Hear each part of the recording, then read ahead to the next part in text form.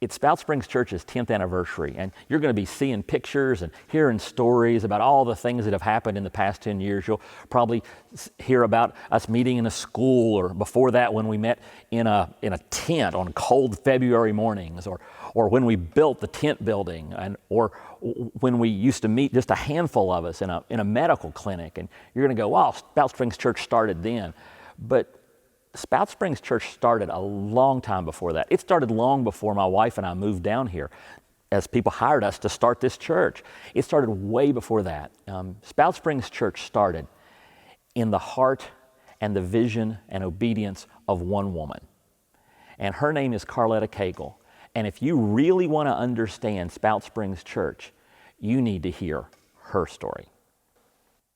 I was raised, I guess, what you'd call in a very poor family, but rich in love with all the family. I still enjoy going to different churches.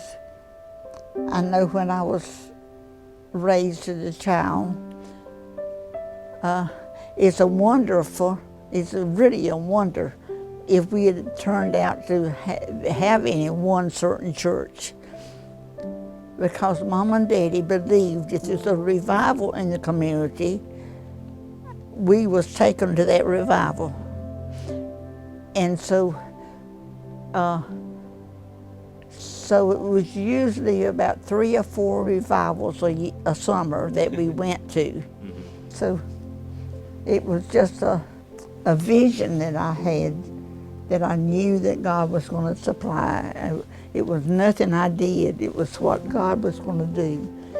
I mean, I felt that God was wanting me to do this. And so I told the children, I said, I don't know how y'all will feel about this, but I'm giving some land for a church to be built. And they said, Mother, you do whatever you want to do. They knew they didn't have no control anyway. I just came down 87 and looked around, and I knew what land that God had allowed me to own. And so I came to the road that would go down in the woods. And I got several from our church to walk down there with me. And I said, right here would be an ideal place for a church. I was able to pick out the place where I thought the church should go. But as I stood there on that land, it said, how in the world are you going to build a church if they have no way to get to it? And I said, that's okay. We'll get a way to get to it. So I asked somebody to build a road for me. And that's how the road got down there. We just, it was right expensive, but it wasn't expensive to what God had done for me. Yeah, I would take them. I'd take Sam back there, and I said, Sam, come here. I said, you see that church over there? He said, Mother, are you crazy? And I said, no, honey. I said, but just as sure as I'm standing here, there'll be a church down here. He said, so I would take him down there ever so often to see that church. Somebody would find a way to build a church. You know, you just can't say, I'm going to plant a church here and someone go ahead and build it. You gotta pray about that and get different people interested in it.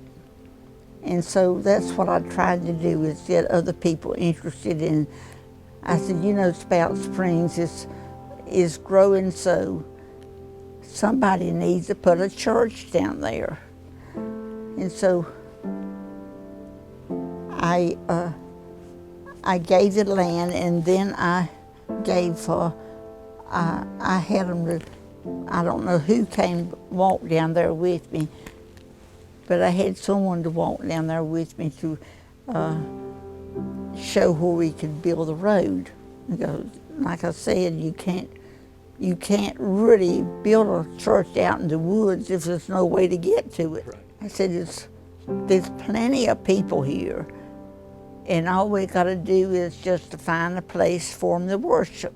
And so, after we built the church, the road,